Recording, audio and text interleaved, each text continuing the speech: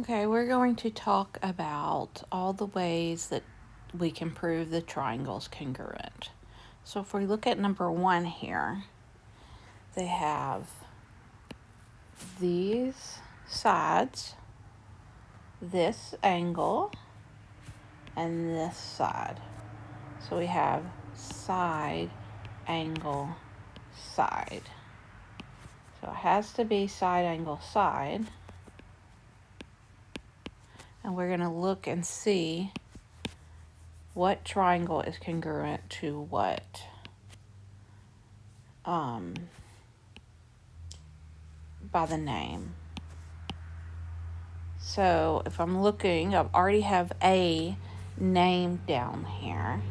A here. So what one is congruent to A?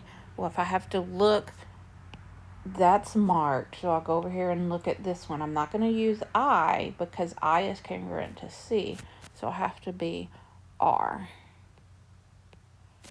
And then B over here is the one next to the one marked by 1. And so that would be W. And then I and C are marked congruent. So that is how you know those two are congruent. If you go over here, let's look at this one. We have 2 angles and a side marked. So that is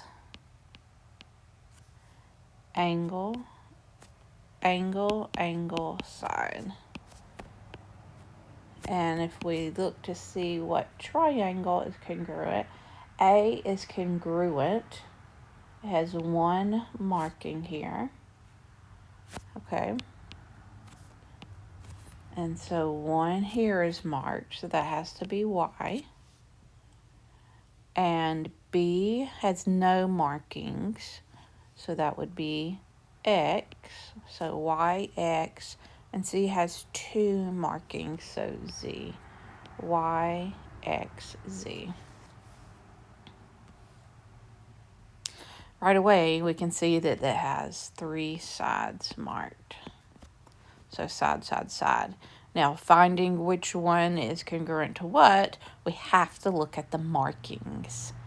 A is the angle between 2 and 3.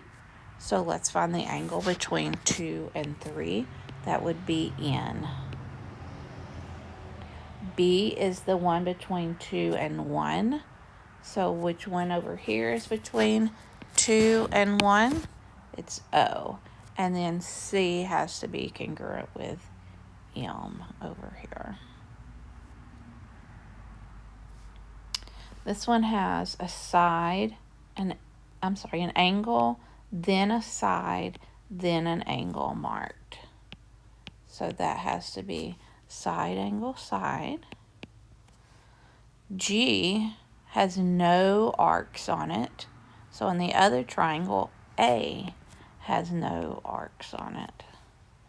H has 2 and R has 2. And J has 1 and E has 1.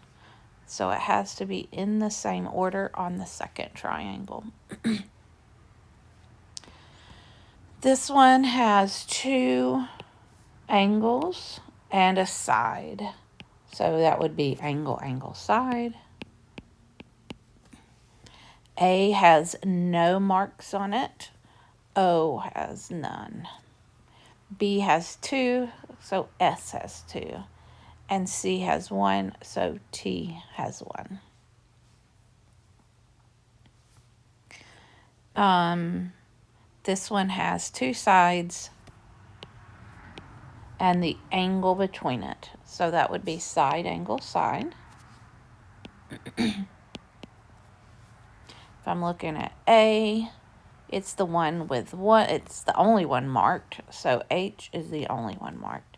Look at B, it is the one that is on the other side, the other end of the side with 2 marks. So E is on the other side also. and then C would go with Y.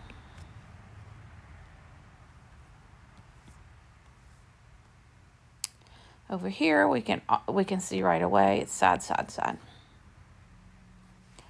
A is the one between 1 and 3. So, I didn't mean to write that.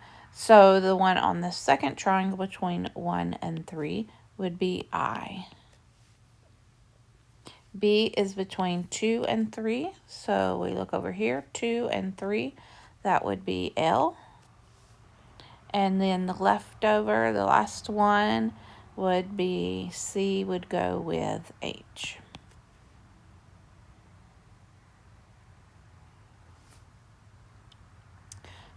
What they don't have on here is the 2 right triangles.